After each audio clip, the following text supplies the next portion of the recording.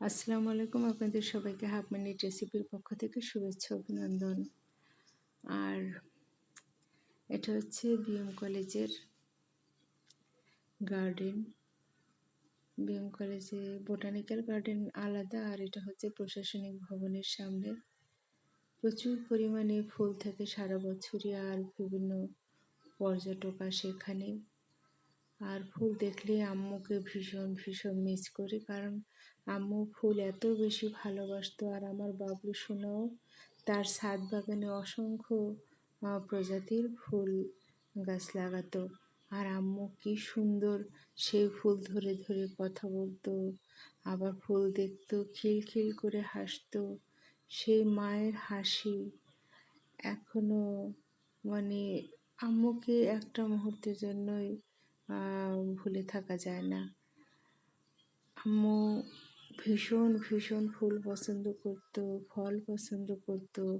বিকেল হলে তো মানুষ একটু হালকা নাস্তা খায়, কিন্তু আম্মু বলতো যে ফল নিয়ে আসো। আমার বাবলুর বাগানে অনেক ফল হতো।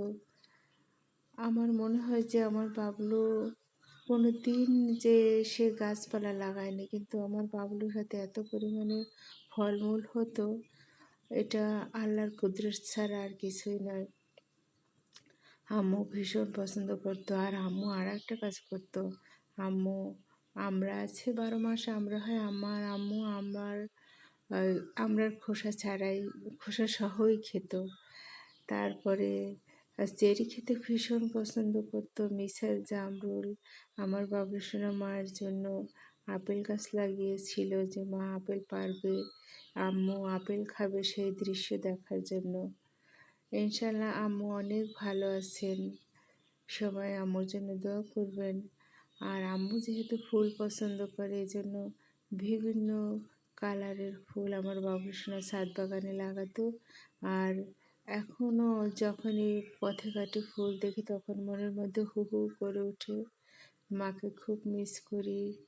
মা এত ভালো মানুষ, ধৈর্যশীল মানুষ, কোনো দিন একটা বকাও দেয় নাই। খাবার সবসময় খাবার নিয়ে বসে থাকতো, এত ভালোবাসতো, এত ভালোবাসতো মানুষটা। আর আল্লাহর প্রতি তার এত অগাধ বিশ্বাস ছিল যে আল্লাহ, নবী রাসূলের প্রতি ভীষণ তার সম্মান, ভালোবাসা। মায়ের মতো আসলে আপন কেউই নেই।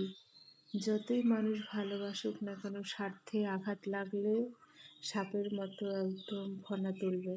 কিন্তু মা অনেক ভালো, অনেক ভালো। আল্লাহ সবাইকে আমাদের মায়ের মতো যেন একটা মা দেয়, তাহলে আমার মনে হয় কোনো সংসারে অশান্তি, দুঃখ, কষ্ট থাকবে না। সবাই মা ভালো থাকবে, সুস্থ থাকবে, দোয়া করে আল্লাহ।